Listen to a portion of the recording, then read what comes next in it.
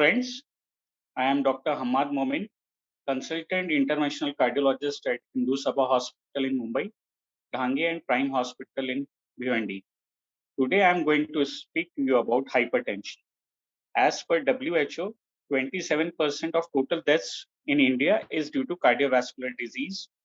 Raised blood pressure is among the most important risk factor for cardiovascular disease.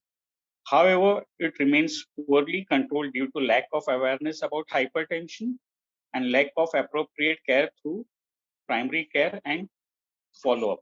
As per recent guidelines of American Heart Association and American College of Cardiology, normal blood pressure is defined as blood pressure less than 120 by 80 millimeters of mercury.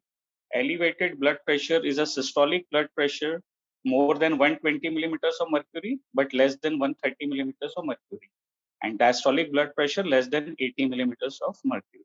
Stage 1 hypertension is defined as systolic blood pressure more than 130 but less than 140 millimeters of mercury, or diastolic more than 80 millimeters of mercury but less than 90 millimeters. Stage 2 hypertension is defined as systolic blood pressure more than 140 millimeters of mercury and diastolic more than 90 millimeters of mercury. Management of stage 1 hypertension is mainly lifestyle modification. Pharmacological treatment is indicated for stage 1 hypertension only when there is associated comorbidities like ischemic heart disease, diabetes mellitus, or chronic kidney disease, or if AS CVD risk is more than 10%. Stage 2 hypertension, pharmacological therapy plus lifestyle modification is indicated.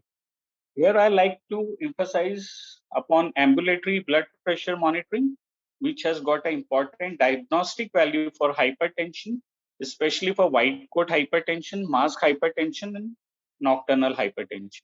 On basis of ambulatory blood pressure monitoring, hypertension is diagnosed as when 24-hour average blood pressure is more than 130 by 80 millimeters of mercury, or daytime blood pressure is more than 135 by 85 millimeters of mercury, or nocturnal hypertension when nighttime BP is more than 120 by 70 millimeters of mercury.